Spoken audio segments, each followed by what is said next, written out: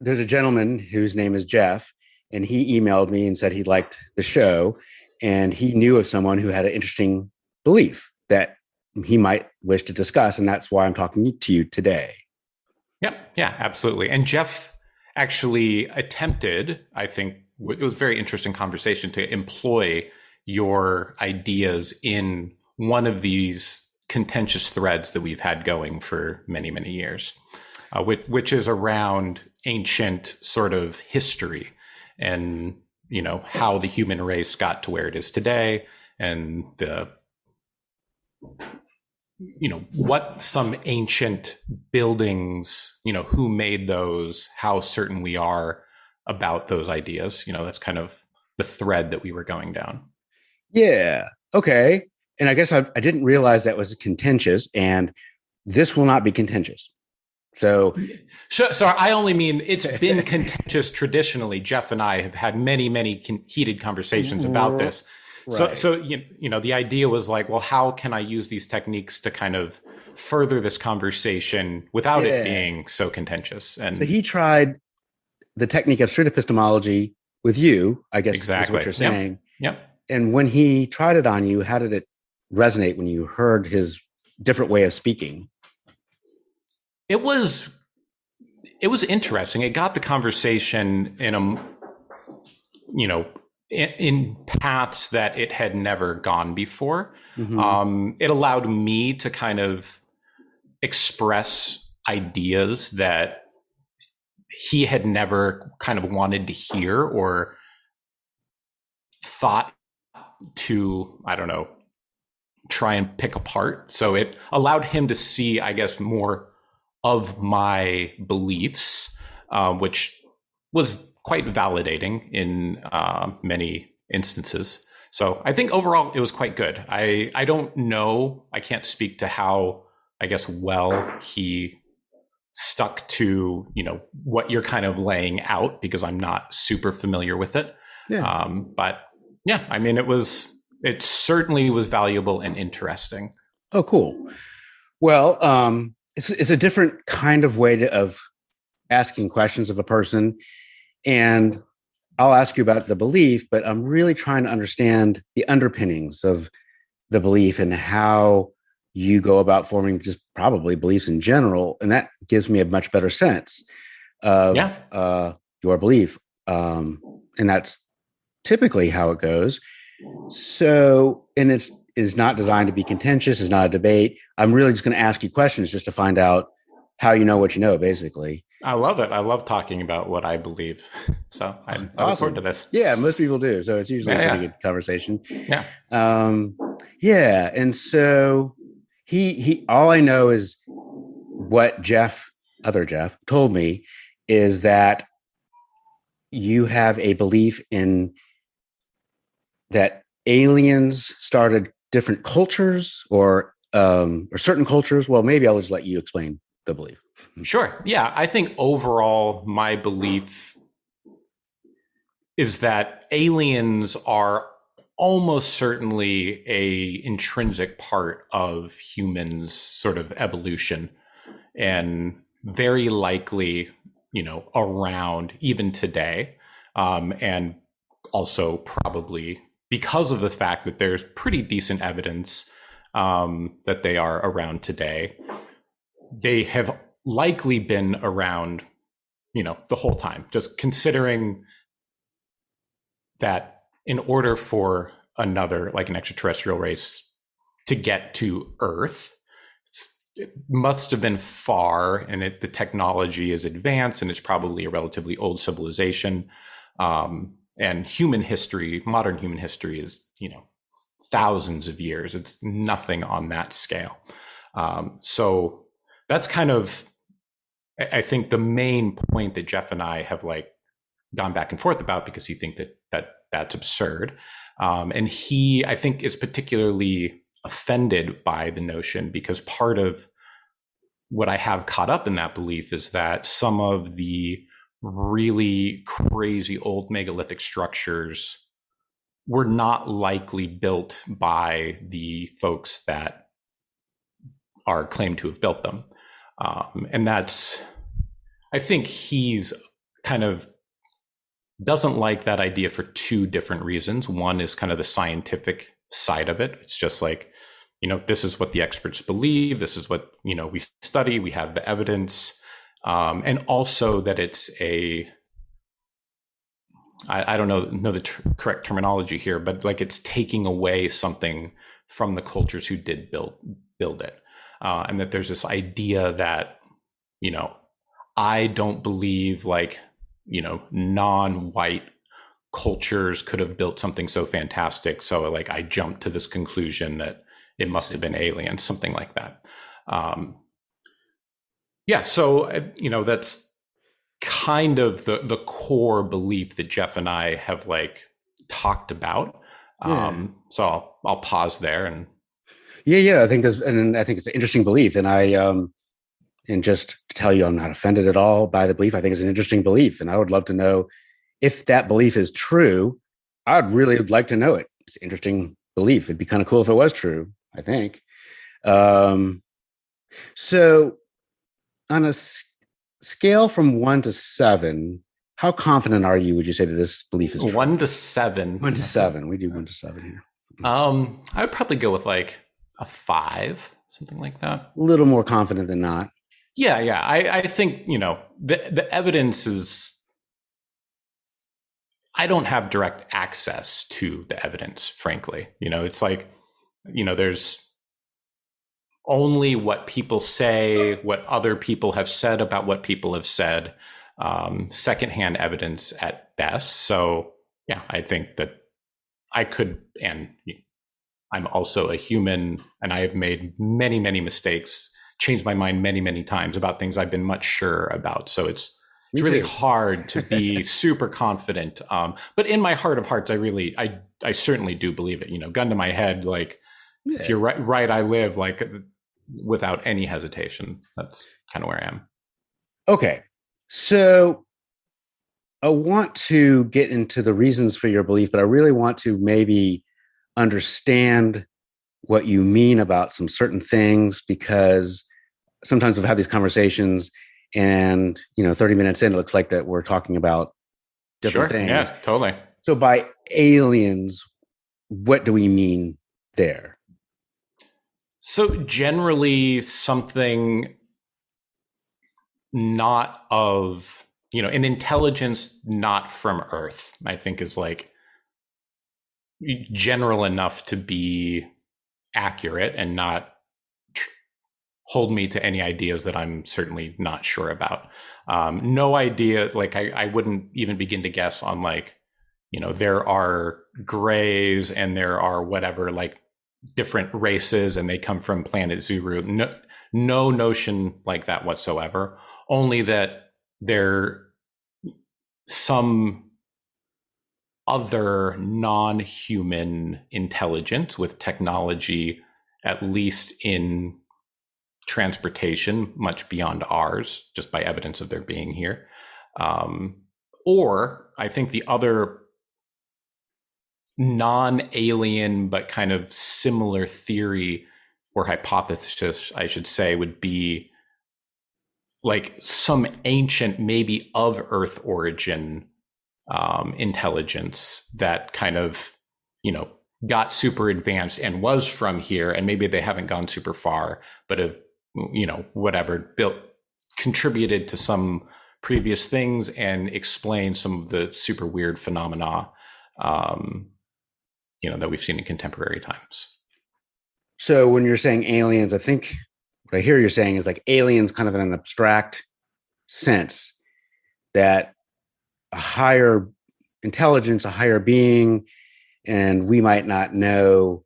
Yeah, I wouldn't necessarily say higher. I mean, just, more technologically advanced, at least in the sense that they, have been able to move across galaxies or maybe they've star been around systems longer or something. Exactly. They've been around longer. Not to say that something that humans wouldn't evolve to figure out that type of stuff eventually.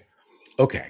And so they were around in the past, and did they exist in like a physical realm like we exist, or they exist? Yeah. Just exactly. Just Yeah, just like if bugs got super smart on some other Gotcha. planet, you know, built jet engines, came over here and looked at us in more advanced ways. Like we go into the forest and like look at animals. We can hide and, you know, get cool nature shots because our technology is so much more advanced than like a tiger's or something. And Right.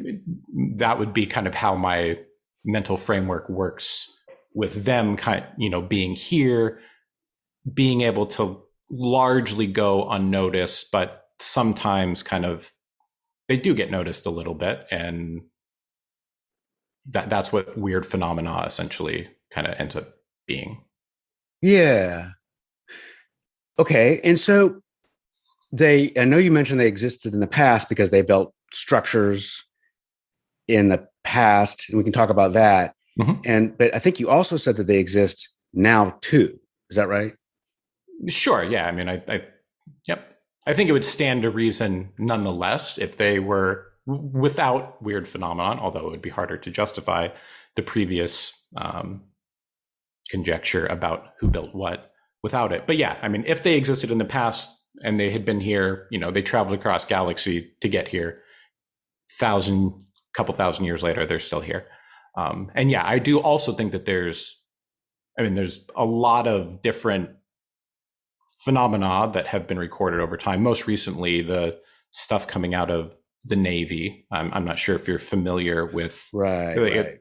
Pretty made big news. And yeah, anyway. Okay, I gotcha. And so the aliens are in the past and they're living here now in some form. So that's what we mean by aliens. On a scale from 1 to 7, you're at a 5 on the confidence level of your belief being true. Also, on a scale from 1 to 7, how important is it for you to believe in true things? I'd say like a 6 to a 7.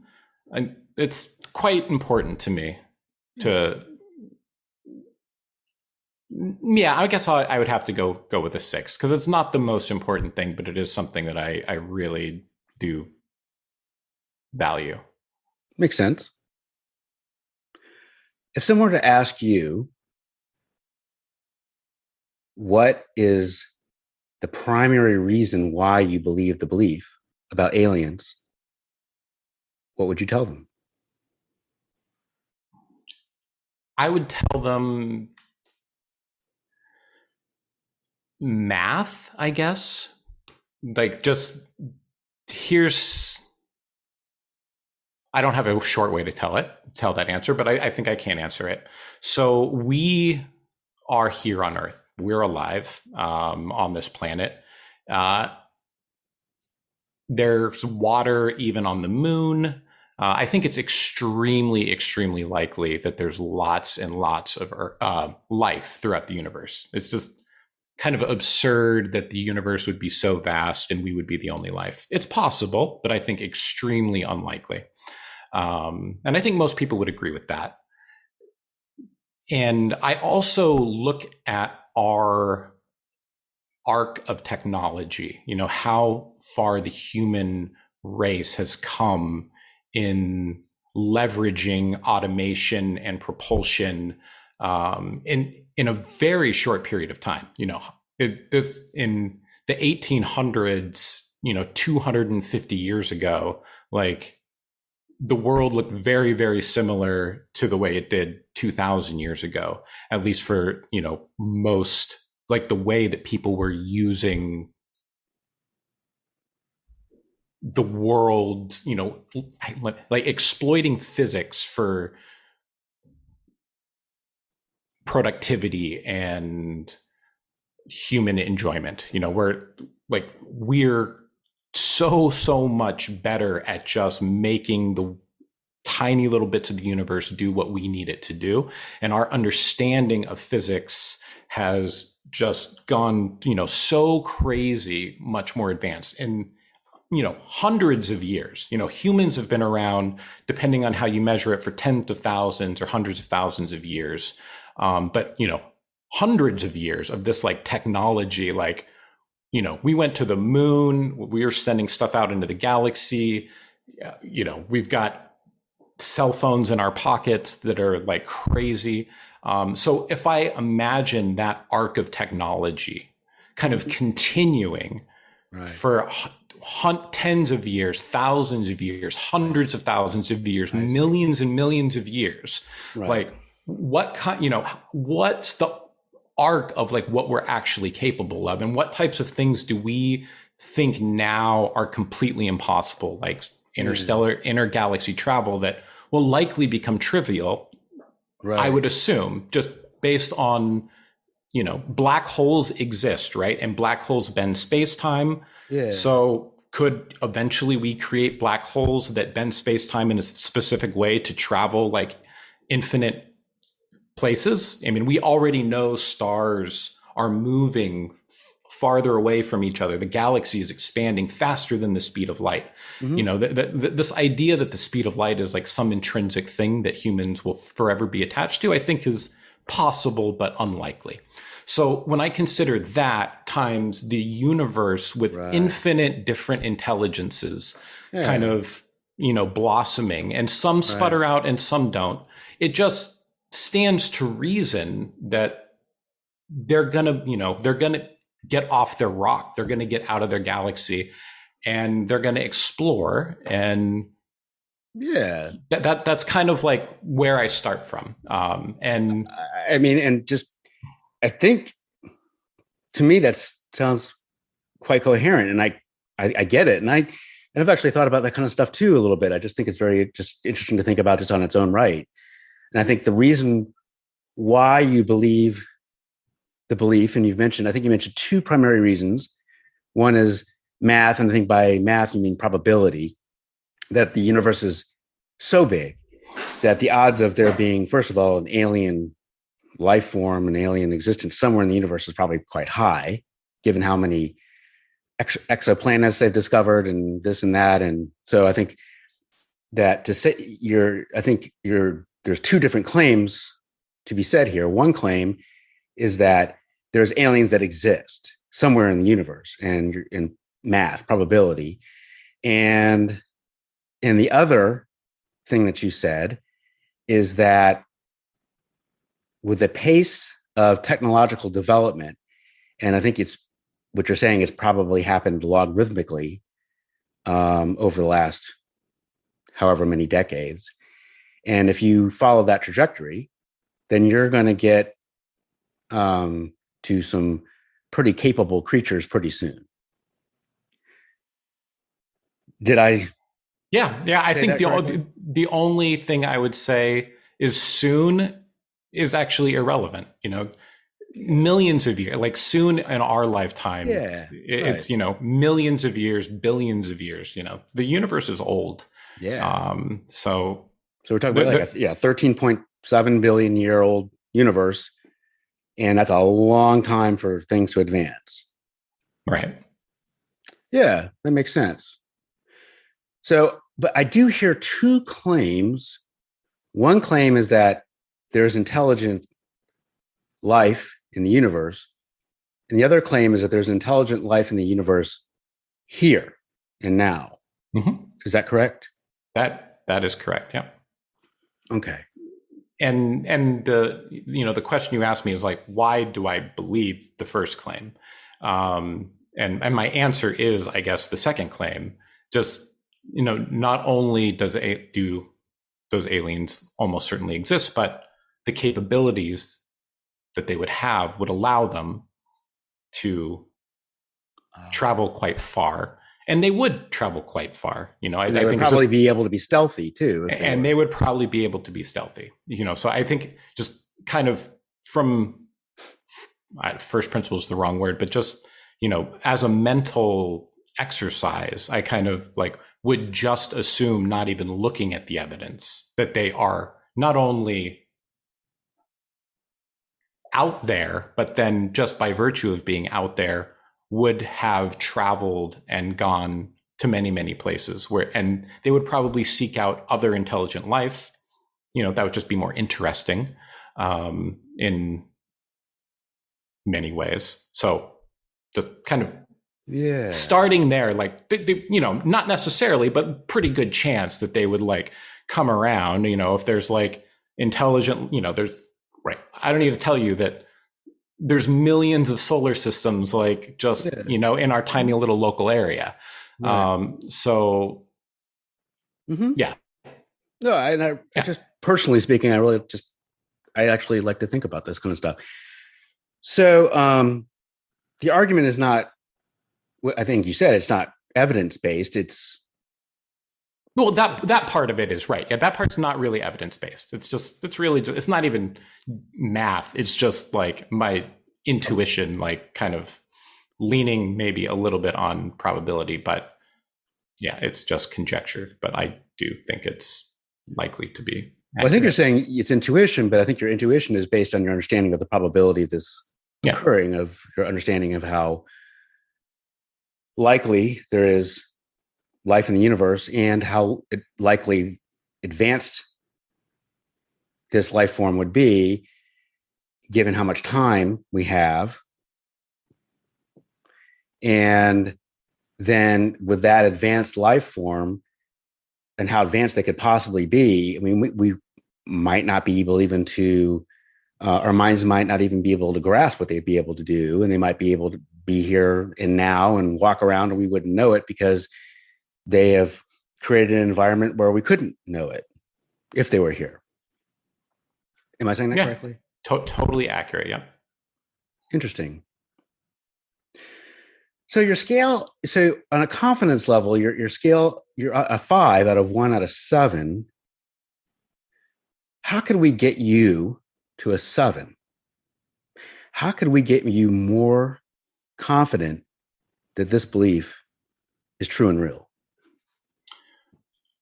Well, I could get to a 6, I think, by it's hard to be really confident about a belief where like every just about every smart person that you respect thinks you're wrong. Like it seeds some doubt. I'm Mm-hmm. so that's part of it. Just like Yeah. if everybody else believed it. I mean, that's kind of a silly thing, I think, but that would probably get me to a 6. Like if it was just kind of If more people believed it, if just yeah if it just became the like dominant you know part of the zeitgeist that this was true by if more people believed it or more certain people believed it. yeah, I guess it would either or. It would be stronger if like academia kind of adopted it, but if academia didn't and it was much still like or it was split in academia and like became super popular, I don't know, something like that. And that would obviously probably almost certainly come from some event, like perhaps, I don't know, the US president says like, we have aliens here, we've been hiding it and now we're going to do disclosure and it's going to start, that would get me to, 6 to a 7. And like to really be a 7, I guess I would have to like, I don't know, interact with aliens in some like fundamental, like direct way. That Yeah. So I think I get you. So you're at a 5. You go to 6 if it was more of an accepted belief by more people, especially maybe the academic circles that would study this sort of thing.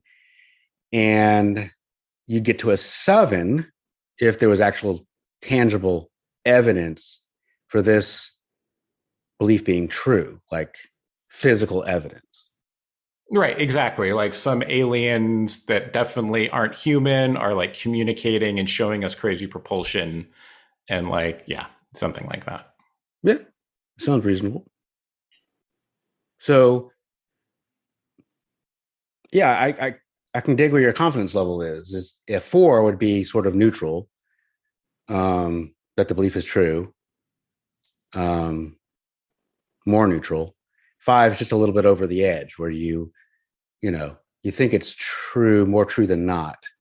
And to move higher up the scale, you'd need more people or more evidence saying that it's true. I think that that's Yeah, makes sense. So let's go the other way. What would make your confidence in the belief less true? I'm sorry, what would make you less confident in the belief from a five to go to a four or three? So this brings us kind of, let me say it this way. I've thought about this question because of my talks with Geoff a lot more in the they are here now based on kind of physical evidence of buildings. And I've thought about this question less on the other side, the just pure probability that they would be around. So maybe I'll just table the second part of that. I don't know what would make me less confident in the fact that just like by basic probability, they would be everywhere. I don't think I can give you a good answer on that. Maybe I can follow up later. Sure. But kind of going back to evidence that they were here in the past, one thing that would hurt my confidence would be compelling evidence for the techniques that could have been utilized by the cultures that are, I guess, officially attributed with building, for example, Machu Picchu and a lot of the stuff in the Sacred Valley of, Peru and Bolivia. Okay. So I know that this takes the conversation in like a whole different direction. So, well, no, I just really trying to understand where you're coming yep. from. I think so. I think I really do get a good sense of what would make you more confident in the belief, and now I'm trying to get a better sense of what would make you less confident in the belief. And I think what you're saying is A, that would be difficult to happen, and B, if it did happen, it would be based on. Sorry, no, I don't. Structures or okay, go ahead. Sorry, no. So I guess I was trying to separate two different identified beliefs. One of those beliefs is just by pure probability, aliens are running around. That's one belief, and that one, I guess I don't know how to answer your question for that. Perhaps it would be difficult for me to lose it. Fair enough. But the other belief is that they are here and now, and that we actually have evidence beyond just the pure probability that they were at least here in the past and here in the future. Well, let's take that claim then. The claim that they're here now. Yep. Because I don't want to. It'd be best if we don't float across claims because it might be confusing. Totally. Yep. That there have been in the past are here now. Yep. And I still think I understand possibly what would make you more confident in the belief, the evidence and probability. Yep. And are you saying with that belief, you wouldn't be able to be less confident in? So that belief, I think, very easily be less confident. Okay. To me, the low-hanging fruit, the thing that really science, academia ought to be able to provide, that, in my estimation, it has not, and probably can't, I should say. It should be able to provide if the accepted theories are true, but can't provide because those theories probably aren't true, is compelling evidence for how, for example, Machu Picchu was built by the culture that supposedly built it. And that kind of, that same argument stands for really all of the megalithic, incredible architecture of the Sacred Valley, which is the thing that I've spent the most, I guess, time kind of honing in on. And there's, probably things beyond that are like in scope for not reasonably being built by the cultures that they are attributed to. But I see. I guess I'm less confident about those other things because I've looked into them less than I have this specific one. So, like, to really zone in on it, what would be convincing to me if somebody was like, all right, well, without like modern metal, without the wheel, and with very basic ropes, like you move a 25 by 25 by 25 foot stone block and fit it perfectly with the technology, without a writing system, without like any evidence whatsoever of like sophisticated architectural planning, or whatever evidence that they did have that, something like that. That's in my estimation completely unaccounted for. And the evidence, if you kind of go down that rabbit hole, rabbit hole's the wrong word. If you like go down the reference hole, it all kind of, there's like really just one person that is kind of somewhat shown physical evidence that these like basic techniques with the technology that they had could work.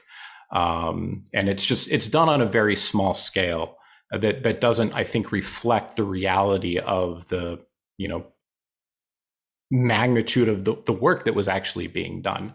And it's just kind of like, oh, we did it on a small scale, so it would have worked at a bigger scale, bada boom, bada bing, we're done. And I think really if one were to drill in on that and like, show it, there are really much bigger rocks that have been moved than the ones that anybody has ever like actually shown using these techniques, like, by several orders of magnitude. And so if they could do that, if they could like, and just show me that I'm wrong and that my intuition that is actually completely impossible with those techniques, I would be like, oh, well, I guess that really takes the wind out of my wings there. Okay. And thank you. I think I get a much clearer understanding about the nature of your belief. And so what would make you less confident that the belief is true, that aliens are around now, and then there are also been in the past, is we're talking about these big structures that were built in the past, like Machu Picchu. And these were incredible structures that were made at the time. And your understanding is and your thoughts on this is that they really couldn't have been assembled at the time with the technology they had. It just doesn't make sense to move these ginormous rocks with people power or horses or whatever they had at the time versus hydraulic machines and things like that. Yeah. Am I just saying that correctly? 100% accurate. Yeah. And you would reduce your confidence level in the belief if someone were to show you how you could, for example, move these giant rocks with maybe nothing but people and horses or sleds or something. Or whatever they had. Yeah, exactly. Yeah. Because this is a culture that's like known to have not had the wheel. Right. Like that. So it, not to say they were like not doing anything, but this is not like super advanced stuff. This is like, certainly didn't have steel. This is great, Geoff. This is, I like this. You have made a test of whether your belief in your mind is true and how you would adjust the confidence for it. There's a test that if we could set up a test that would show how someone could move, let's say, these giant rocks with lesser means, then you would be less confident in the belief. And if they couldn't do it, then you become possibly more confident in the belief. And it seems like it's a great test because you could adjust your confidence level depending on the outcome of the test. Yeah, that's true. And just to give you, I guess, a little bit of color on that, the accepted technique, the official technique is this kind of trial and error, where they, I don't know how familiar you are yourself, Mark, with that work in Machu Picchu, Sacsayhuaman, like all around Peru. I saw a PBS episode on how they built the Egyptian pyramids, and so that's my basic. Got it. So if this interests you at all, I highly recommend just like looking up Machu Picchu, Sacsayhuaman, Hmm. and just like look at those stones, look at like how intricate the work is. I mean, it's incredible. It's magnificently perfect, like irregular edges of massive stones fitting like I see. just absolutely perfectly. And it's incredible. But when you ask, well, how did they get the stones to fit? Just, I mean, they Hmm. look like they're made of Play-Doh, just squished together so perfectly. Right. And These the, amazing the precision. and the answer is, well, it's trial and error. So you just kind of like eyeball it, use literally a rock because that's what they had. That's what they, like stone cobbles, or Okay. and you hit a big rock with a little rock and knock a little bit of the big rock off with the little rock, and then you fit the upper stone to the lower stone, and then you kind of like see, oh, it doesn't work, and then you take it off, and then you cobble again, and then you put it back on, and then you keep this is their technique. It's this trial and error technique. So that's officially what it is. And so it's not just a matter of like lift a 30 Okay. ton stone once. Gotcha. It's So like you got to lift this thing just trivially because you've got artists like, I see. not the dot the dot. You got to have this like iteration cycle. So there's two things. There's lifting it, and there's also the precision that was involved to make these giant rocks do what they want them to do. Right. Yeah, Is that correct? that's correct. Yeah. Yeah. So if let's say you're sitting next to Tommy, and Tommy, for whatever reason, has let's say basically the opposite belief. I'm just picking the opposite belief that you have. Yeah. That Tommy believes that um, we there's really no solid evidence for aliens existing here in the past or here now, and we're thinking about evidence for that. We're thinking about things like Machu Picchu, and from the stuff that I've read, the evidence that I've seen, that it's completely possible for ancient civilizations to have done it, and they've shown how they've done it. Mm-hmm.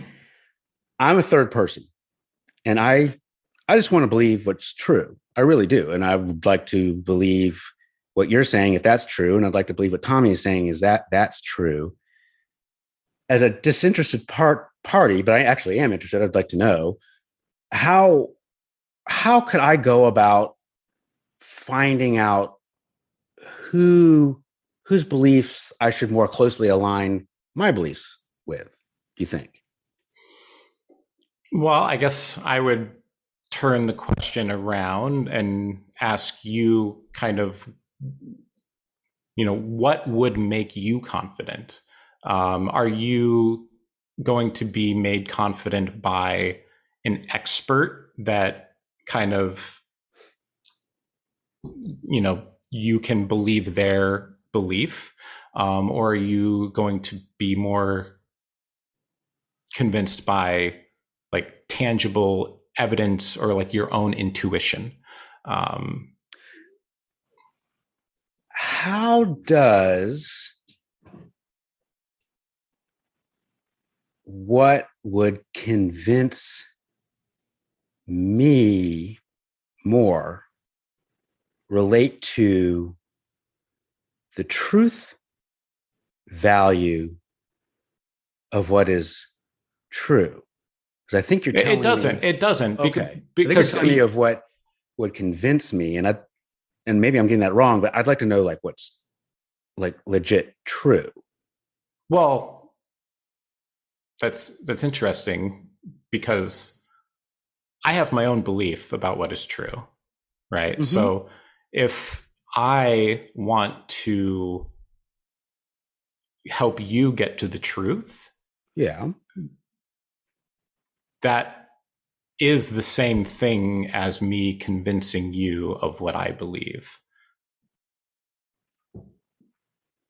And so in order to get you to the truth, I mean, there's a lot of evidence on both sides. In order to get you to the truth, I need to be able to understand, like, how do you orient Mm-hmm. towards the truth? Mm-hmm. Are you, do you believe? I guess I would ask the question. Maybe I ask the question differently. How confident are you in your own intuition to think about these things? Do you believe that you have the capacity to, have an intuition for the physics, and the technology involved, like yourself, to like actually think it through yourself? Yeah. Because for a lot of people, the answer to that is no. They don't think that they can think it through themselves. And if that is the case, then I wouldn't point you toward kind of the, intrinsic evidence itself. I would instead try and point you toward conversations around the topic. I'd probably point you more towards like internet, Reddit threads, or forum posts, things like that, where people kind of discuss things. So you're saying that if I'm a person who just wants to know what is true, and what you'd want to first know is my epistemology, how I go about forming the things I know, how I go about learning the things I know. And you would base what you tell me on that method of my way of knowing. Yeah. Okay.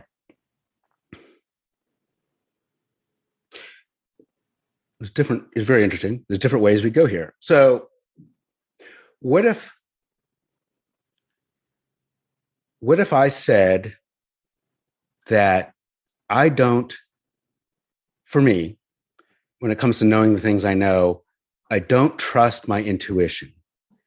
I think that we have intrinsic human biases, and I'm afraid that if I do trust my intuition, and I could be wrong, but if I do trust my intuition about it, that that I'm not seeing the big picture.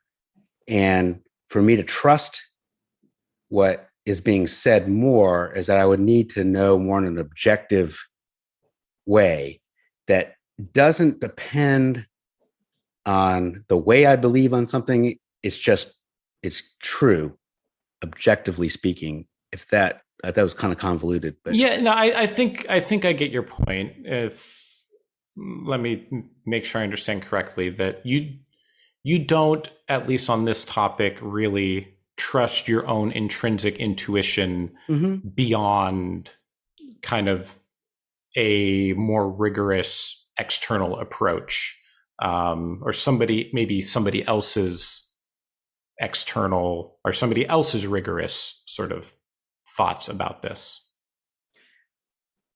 Yeah.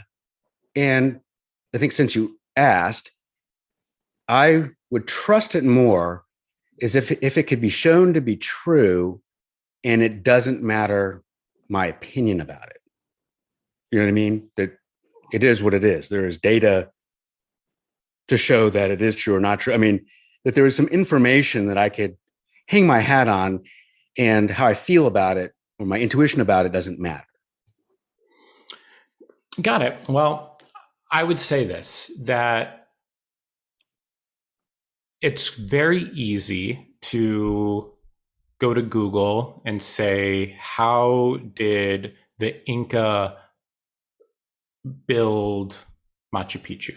How did the Inca do their stonework? Maybe that would be and if you do that Google search, you'll find a handful of articles that will have references. And those references will point to this man, Jean-Pierre, and I don't remember his last name, so I'm sorry, but you will easily find it. And he has a book and a number of papers. So I would suggest reading those papers and looking at the technique that he suggests. And I would also recommend reading his, at least excerpts of his book where he talks about the experiments that he did. And when you do that, you'll kind of look at the size of the stones that he's using. And then after you've kind of done that and you have like a decent intuition for kind of what the experts in the field believe the way this was done, like kind of just leave that to the side and go to Google Earth and like go, do a Google search for like the best sites of the Sacred Valley or the best stonework of the Sacred Valley. And just Google Earth and look around at that stonework and compare the magnitude of that work with the kind of work that has been, or the experiments that were done by Jean-Pierre. So, and when you do that, you'll see that the magnitude does not line up. So that I think will at least. So Jean-Pierre is a person who says that it is possible to build these things with that technology. And you're saying if you read his research with a critical eye and then go on Google Earth and see what's been done, you will see that it doesn't line up. I won't, you wouldn't necessarily be like, oh, it doesn't line up. I'm certain of it, but I think it would be like a start. I think it would probably put a little crack in the confidence that like, it's a stretch. Like it's going to like, and so that would be remember that I don't want, for me, just I'm telling you, intuition, that sounds like you're asking me to rely on my intuition. Okay, fair enough. You're right. You're totally right. So let me change it then. And I would say, instead of doing that, just do the very best you can searching the internet for like incredible stonework, like done with primitive techniques. Like just try your best to find anybody doing any work remotely as good as the work that was done by the Incans. Just like look for it everywhere. Like do your absolute best, drink some coffee, spend 3 hours on the internet. So do my own research, basically. Just to like kind of get a understanding for the state of the art of like stonework. And gotcha.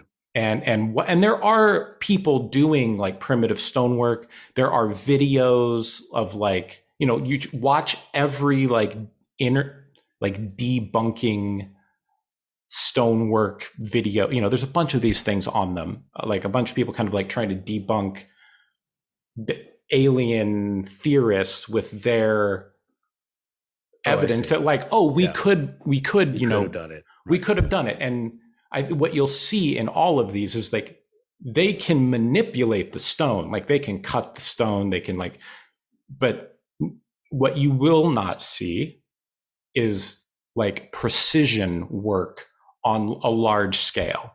Like you just won't see it. Go ahead. Well, if we just a thought experiment,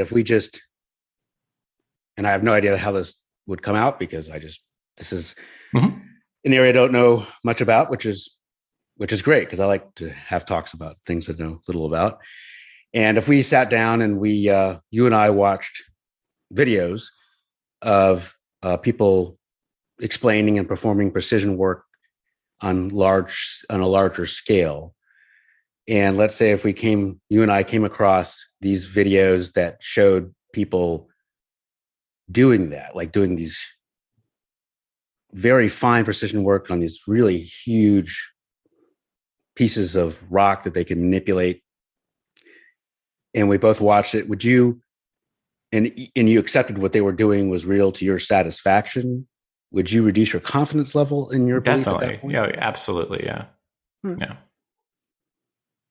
Yeah, I don't Makes think you'll sense. find that. I don't think you would find that video. I have looked for that video.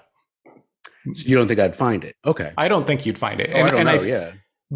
my point is, I mean, it's really hard to convince somebody, if you're not going to use your own, if you're not going to rely on your own intuition and like the broad consensus of academia is, a reasonable person would not really ever change their belief that way, like, because in a sense you're kind of exporting your own volition, which is fair. I mean, I think we can't all be experts in everything, right?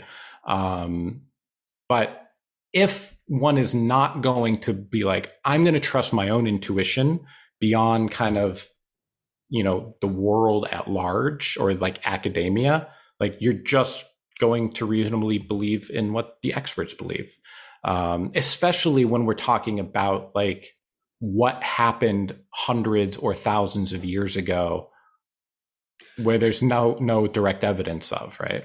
I see. So, in the case of your belief, I think the way you're seeing it is you're weighing the knowledge that you've come across and the way you've been able to synthesize the information as you know it. And that is more reliable in your mind to, let's say, maybe archaeologists who that's what they may study that. Or is that what you're saying? Yeah, exactly. I mean, I think so. It's an angle we haven't talked about, but I hope you'll let me take a small tangent here. In why do archaeologists believe in that the Incans built what they built? Like, why do they believe that versus what I believe? And it's not because like they look at the stonework and they're like, oh, they easily could have done that. It's not that's a problem for them, and I think they probably don't really want to acknowledge it, but I think most intellectually honest people would at least be like, yeah, it's weird, it's kind of a little bit out of place, but like it had to have been them, so it's not even like discussed. It just So something's off with their epistemology in the sense that they hold that the Incans built this, and that is an assumption they have made and not a conclusion. That very well put. Yes, I could not have said it better myself. I see. Okay. And I think it's a fair assumption. Like, and this, this is where I like turn into a bit of a wackadoo here, but it kind of goes back to my original, separation about probability. Is that, there's this kind of like, I don't know, built-in belief to our worldview that life kind of originated on Earth in probably near like volcano vents or whatever in the ocean, and like evolves over millions of years, whatever. Right. And like we've always kind of thought about life that way, that it's like kind of just within the earth and has, like all of our assumptions about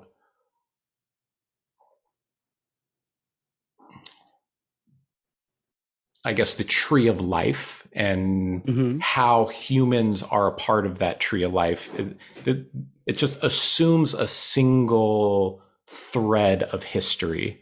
It's another assumption, not a conclusion. It's a reasonable assumption. But if you make that assumption that life originated here and all life that has ever kind of been is on this one sort of trajectory, and humans, like we have like pretty good evidence for like what humans were doing, in terms of like not having stone technology and then having stone technology and then having, metal technology and on and on and on. Just so I understand, so you're saying like something like the tree of life, that is an assumption that we have, from that assumption, we have developed a bunch of conclusions from, and we've accepted these conclusions based on that one assumption. Right. Yep, exactly. And so like in very something easily possibly true, I'm not saying it is true, but like would fit pretty much all of the evidence would be that life did not get started by chance in a vent in an ocean somewhere, but was like seeded here, purposefully or accidentally from another planet. Like, yeah. And so at this point, maybe it would be helpful for me to understand, and I know there's probably textbook definitions, the difference between an assumption and a conclusion. And I know that's a difficult question. So that is a difficult question. Yeah. Well, I really like, I mean, I feel like I'm going to repeat that 10,000 times in my life now that you said it, that it's an assumption, not a conclusion. I mean, the way I think about it as conclusion is like taking a bunch of evidence and from that evidence drawing like the most likely, system or set of rules that would create it. That's what I'm trying to understand, because and I could be wrong about thinking about this, but when I think about the tree of life, for example, to me, that sounds, and maybe I haven't been thinking about this correctly, but I think about that as a conclusion based on a bunch of assumptions that were assembled together. Well, I think that the tree of life itself existing is a conclusion. Okay. But the tree of life starting in a vent or whatever, starting on Earth, like, there's not life and there's life. And there's no explanation how we got from one to the other, right? That I don't know. Well, I think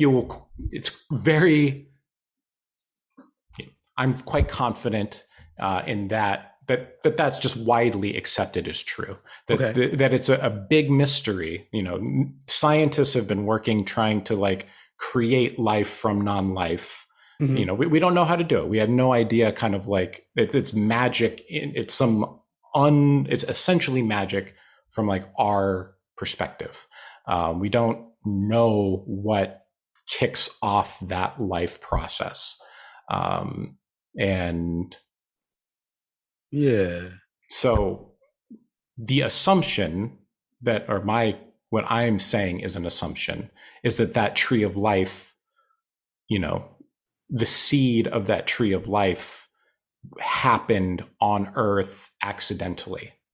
That is what is like that's like the accepted belief, which I consider a dogma. I mean, that is assumption. It's a dogma, whatever, of like our scientific theory and it may be true, but I also think it may not be true, that seed was like a random event that happened on Earth. I see. And I think it's interesting. I think it's not a stretch to say that when we're making any claim about the world, we're starting off with some assumptions.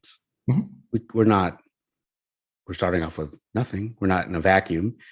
So, and I think what you're telling me is that the assumptions that we often start off with are accepted to be true. And then we get to these conclusions, and these conclusions are just automatically going to be faulty because we've just started off with the wrong assumptions to begin with. Yeah, that happens sometimes. And I think I'm not certain, but I believe that is the faulty assumption that, science or whatever is making with regard to like the history of humans. That there's this like intrinsic assumption that life started on Earth and everything we've ever seen is a result of that, one little event. And this is interesting, I think, and is helpful. Thank you. I think we're really getting down to it now, in that, and to bring it back to aliens, and that the way you've come about this belief is really, when you get down to it, is that when a person is not sharing this belief, it's not that they're not taking the same evidence and coming to a different conclusion. They often, it appears, they're not sharing the same basic assumptions that start off the argument. Yeah, I think that's fair and accurate. And if we really get down to what it is, and I know it's about aliens in the past and living now and what they've been able to do, but really we're talking about the basic assumption. I'm trying to get to what that assumption is. What is the assumption? If you could put that in, I know it's a difficult question because that's a hard thing to talk about. I would say that the assumption is that life started on Earth from a volcanic vent in an ocean. That's the assumption. Cool.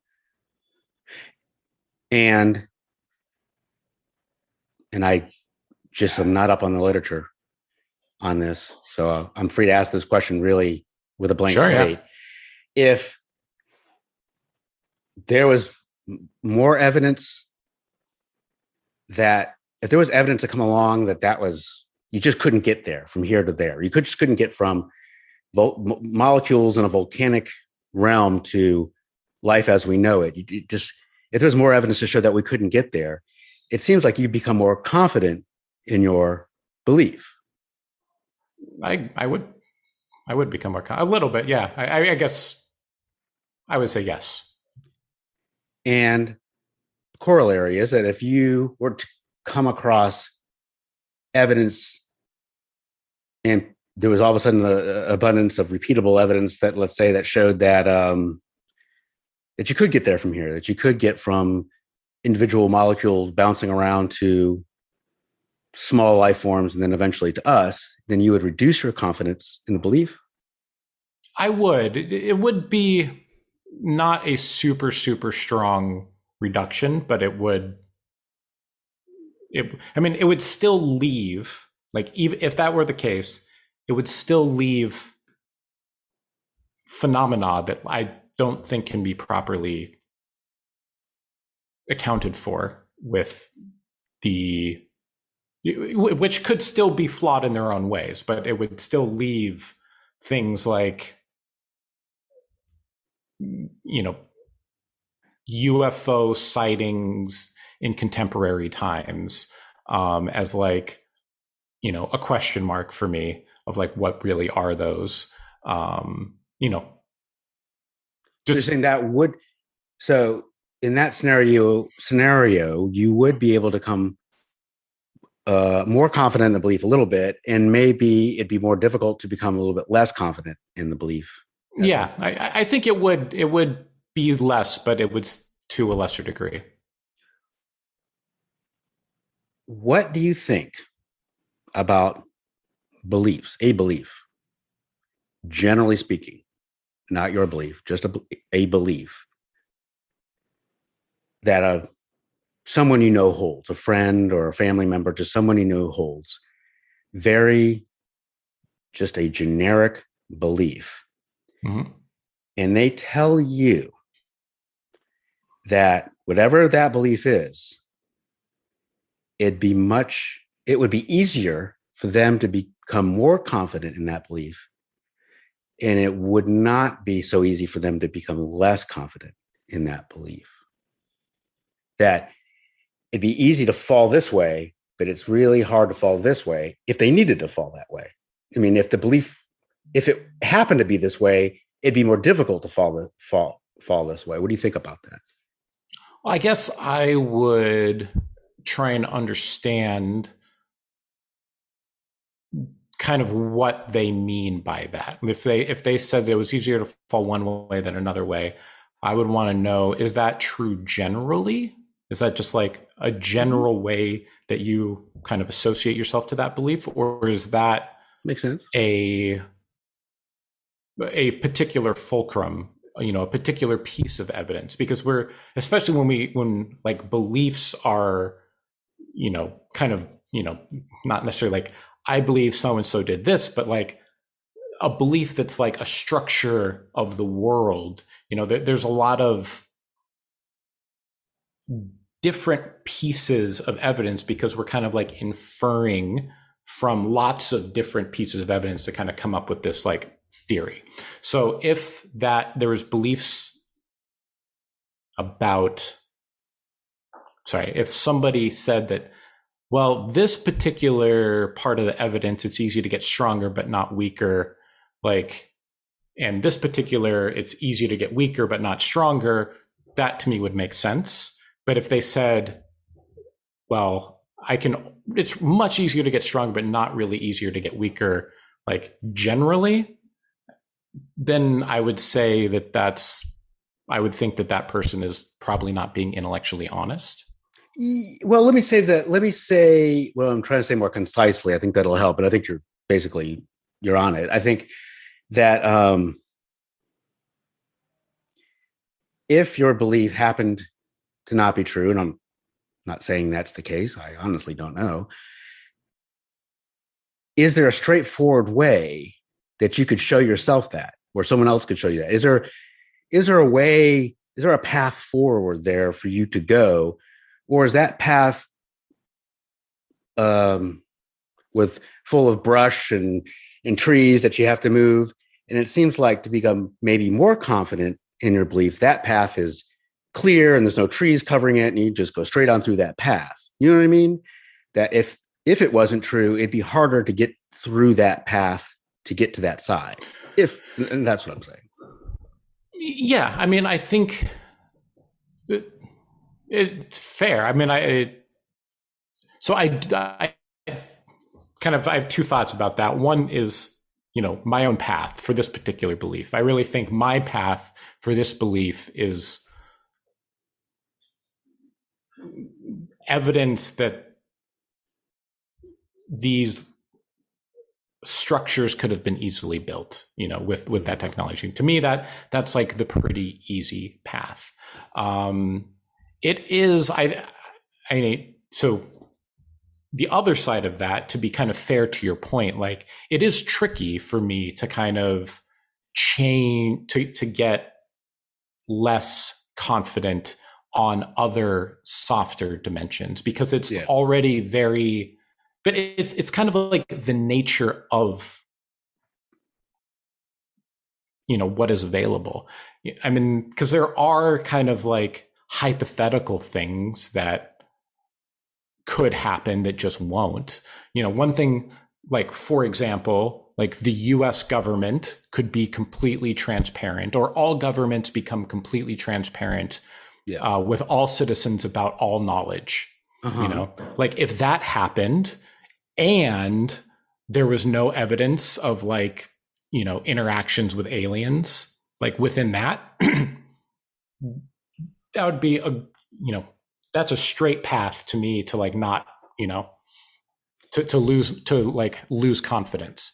But it's not a reality, because the world that we live in is not one of perfect information. It's not,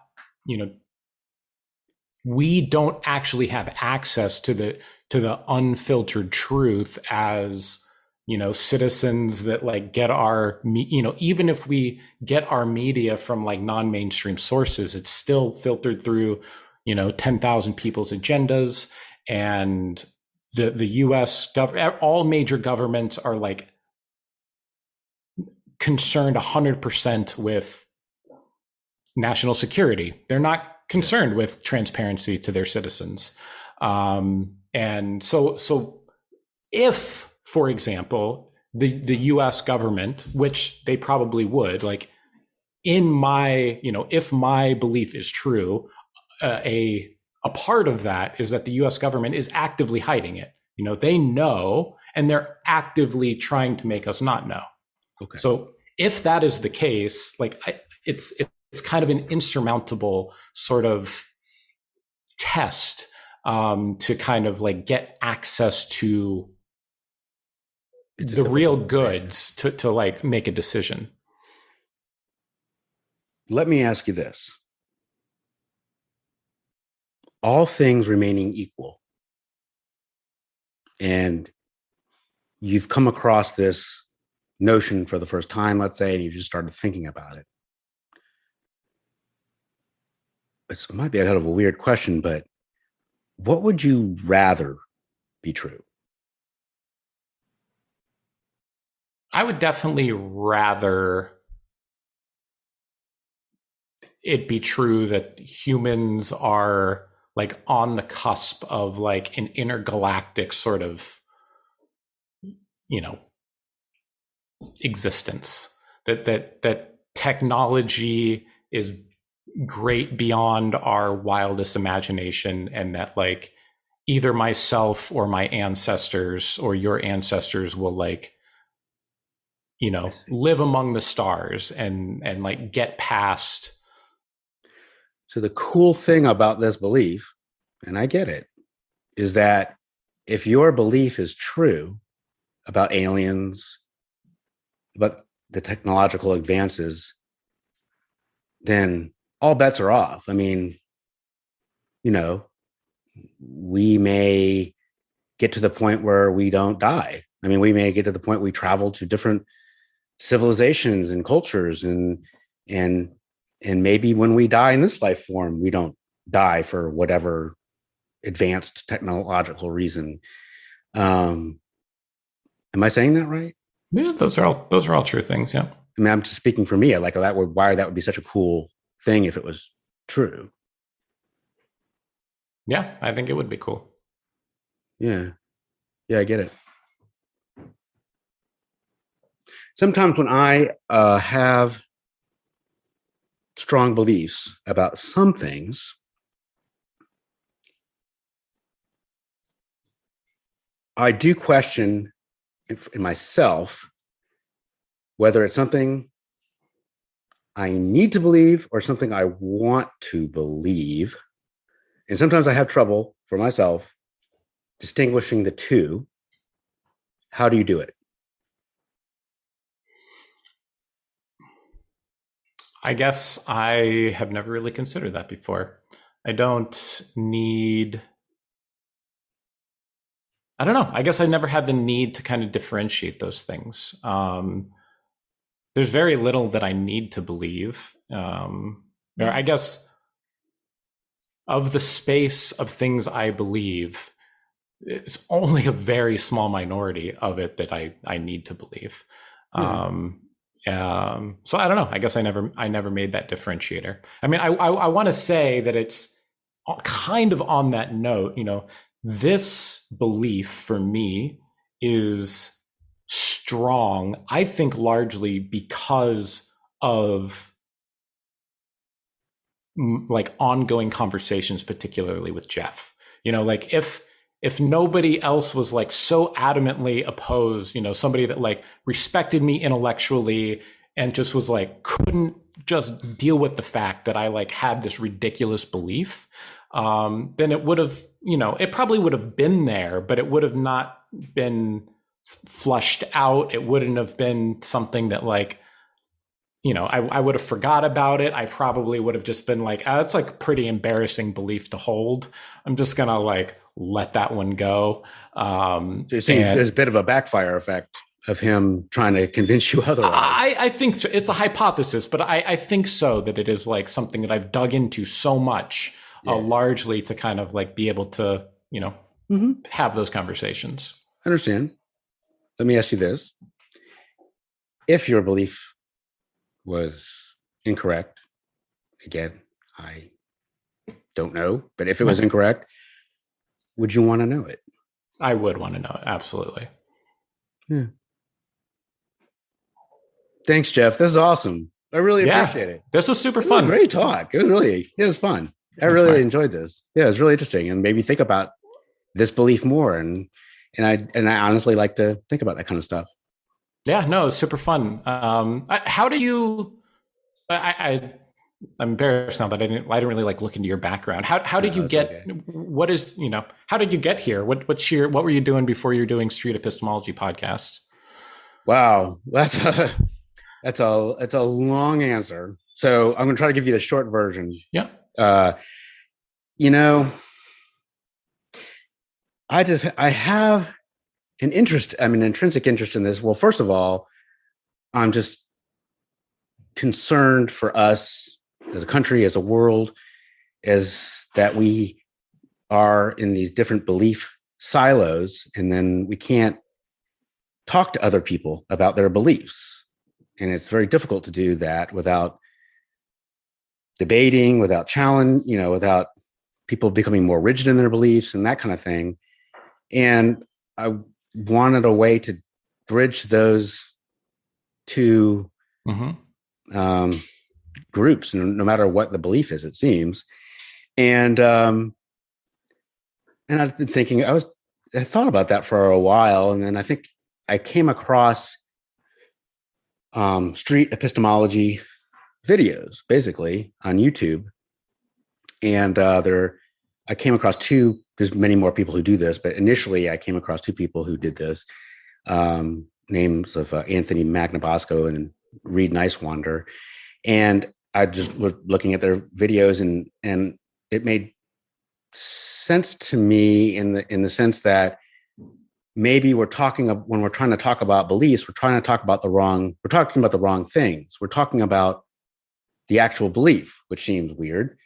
And maybe what we should really be talking about is how do people form beliefs? Because it seems like you can get to a belief, like let's say about aliens, many different ways. You could believe it because you've seen them and you think, or you could get there because of science or the evidence that you've read, or you can get there because your brother-in-law believes it. I mean, who knows? It could be a million things, right? Yep. And so it seemed to me that the most important thing is to talk about how a person goes about forming the beliefs they form.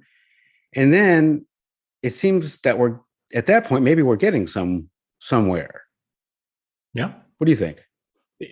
I mean, no, I think it makes sense. I wonder, I mean, I guess there's two parts of it, right? Because there's like the methodology of it. And then there's also the drive. And that's what I'm super curious about from you. Like, is there like particular disagreements that kind of drove you to this, that you're like, I wish people could talk about X, or is it, or, X, Y, and Z, or is it more just like people just like literally can't have conversations and I need to figure out like what's going on? Yeah, I'll be perfectly honest with you. It was 2016, and it was after the election in our country. And it occurred to me that we have two large segments in our society that not only believe different things, but it seems like there's like polar opposite. Yeah, they can't. And they can't talk to each other at all. And they both seem to me these beliefs couldn't be possibly both be true at the same time. It just didn't make sense how they could. And I got deeply concerned, deeply worried. I think as probably a lot of people did. Yeah. And that was 2016. And I just felt the need to do something about it, whatever that was in my little corner of the world. Mm-hmm. And I just started to create by 2019, I created a podcast, and that's where I attempted to be part of the solution.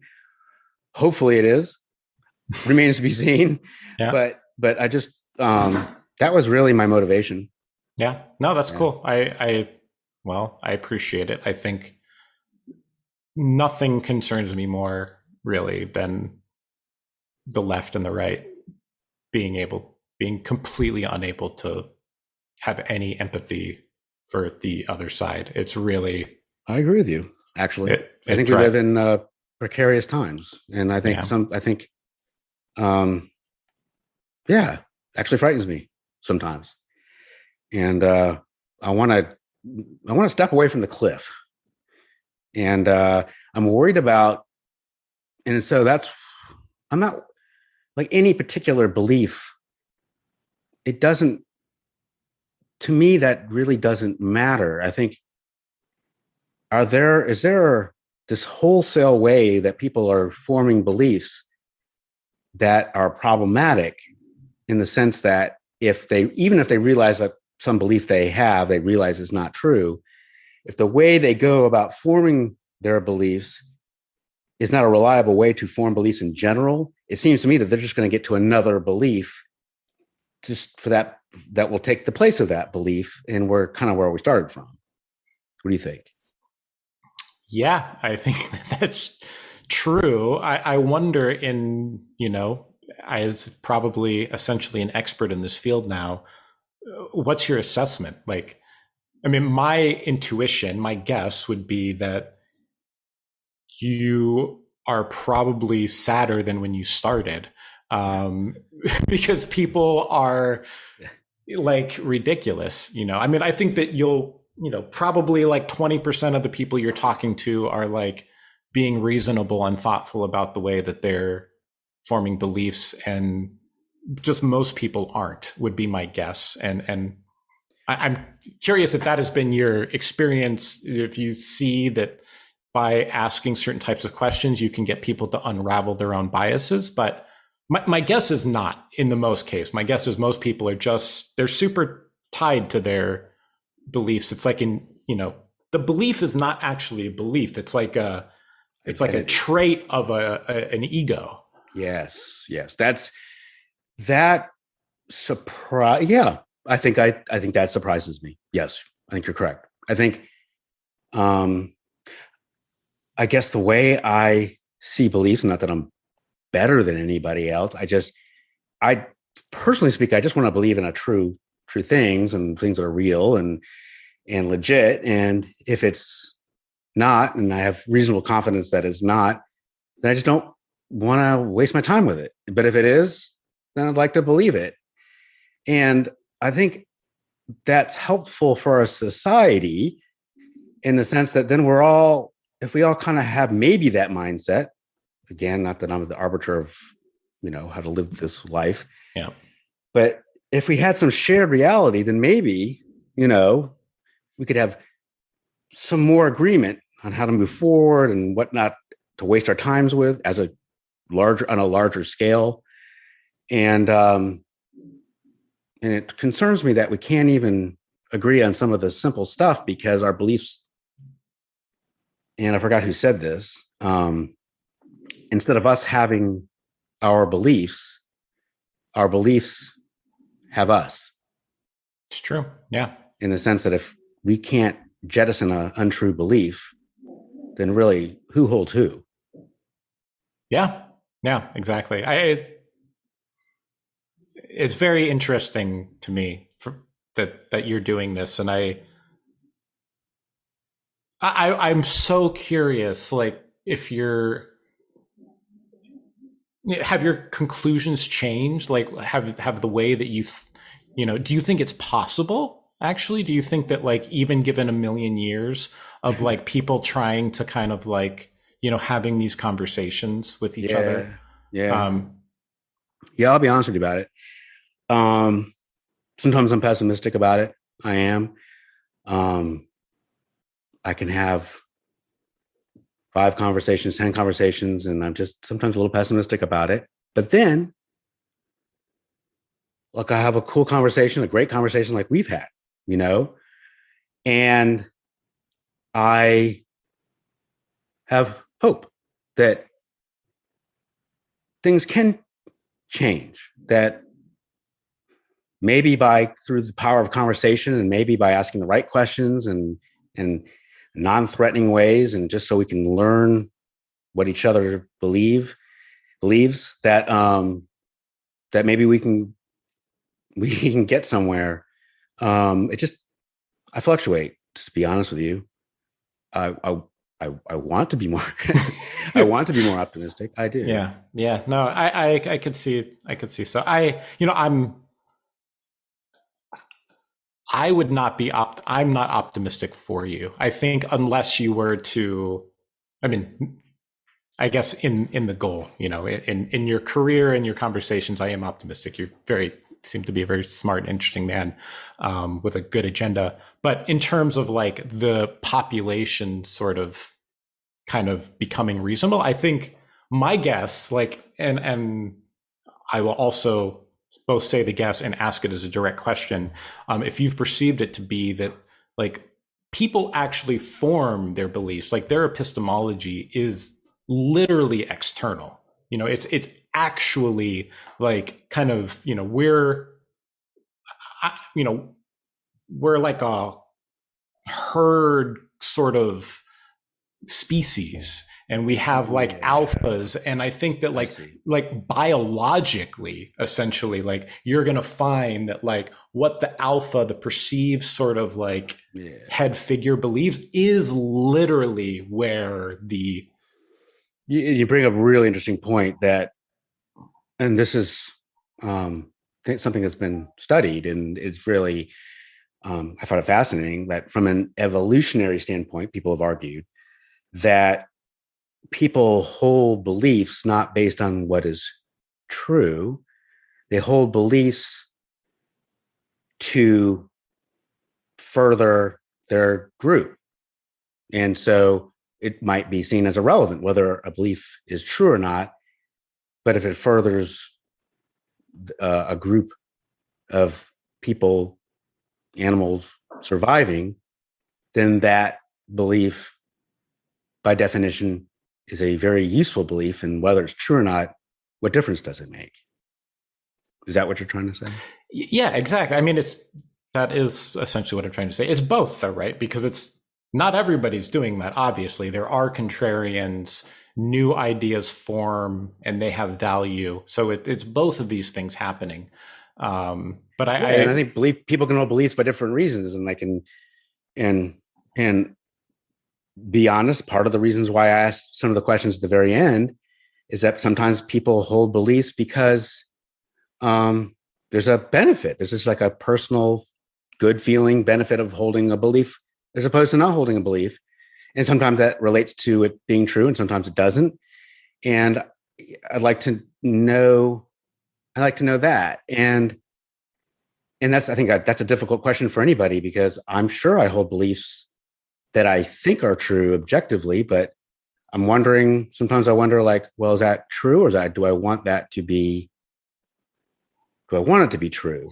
In kind of sense, like, and not comparing our conversation to tarot card reading or anything, but my thought is that if it was a tarot reader, and this tarot reader had clients and read cards for clients, and basically every time this tarot card reader read cards for clients, he gave the client a poor reading, like this bad thing's going to happen, and this bad, like, oh, another death card or whatever like that. That he probably wouldn't get too much business after a while, as opposed to the opposite, if there was good things said in the cards more often. And I think if he said good things, I think more people would believe that person and repeatedly come to him and seek him out. And I'm thinking that sometimes that's an extreme example, but I'm sure I do that. Right. Yeah. No, on a smaller scale, maybe. Yeah. Even because the tarot person could even be being intellectually honest then, right? They're like using their intuition, and they're like, oh, I'm getting validation. It must be right. Like, yeah. Totally. Yeah, absolutely. And does the tarot, I'm not saying anything about what the tarot card reader believes. It's what the person who goes to the person believes. And so, yeah, you asked some just absolutely terrific questions, and questions that I think about quite a bit, and questions that actually the street epistemology community we discuss and think about. And this is all kind of a new thing here, this way of chatting with people.